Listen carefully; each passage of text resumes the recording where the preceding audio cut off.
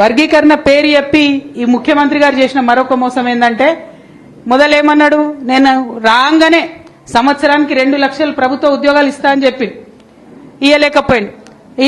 ఇంత లోపల ఏమైంది, కోర్టుల ఆర్డర్ వచ్చింది వర్గీకరణ చేయాలి అని చెప్పి. అందులో మోడీ గారు చేసిందేం లేదు, రేవంత్ రెడ్డి గారు చేసిందేం లేదు. సుప్రీంకోర్టులో ఆర్డర్ వచ్చింది వర్గీకరణ చేయాలి అని చెప్పి. వర్గీకరణ చేయాలనగా నాకు ఐడియా వచ్చింది, అరే నేను ఎట్లా ఉద్యోగాలు ఇవ్వలేకపోతున్నా కాబట్టి ఒక లింక్ పెడదామని చెప్పి ఇక వర్గీకరణ అయ్యే వరకు నేను జాబ్లు ఇవ్వబోయని మొదలుపెట్టింది. 6 నెలల తీర్పు వచ్చి ఇప్పటిదాకా ఆల్లేదు సూళ్ళలేదు అన్నట్టున్నది పరిస్థితి. ఇప్పుడు ఇక తప్పక మనందరం వెంటబడి లొల్లి పెడితే కులగణన చేయాల్సి వచ్చింది. లొల్లి పెడితే కులగణన చేసేవారైనా రిపోర్ట్ దాచుకుంటారా, అసెంబ్లీలో పెట్టాలి కదా. ఇవాళ డిమాండ్ చేస్తా ఉన్నా నేను ఈ వేదిక ద్వారా, అన్న చెప్పింది కరెక్ట్, వర్గీకరణ 2011 జనాభాతో చేస్తా అంటున్నా ఆయన. నిన్నగాక మొన్ననే లెక్క చేసింది కదా రాష్ట్ర ప్రభుత్వం. మరి మొదలు ఆ లెక్కలన్నా బయట పెట్టాలి కదా. ఆ లెక్కలు బయట పెడతలేరు, ఎందుకంటే తెలుస్తుంది కదా దళితులు 15% కాదు ఎక్కువ ఉన్నారని తెలుస్తుంది కాబట్టి ఆ లెక్క బయట పెడతలేరు. ఒకటి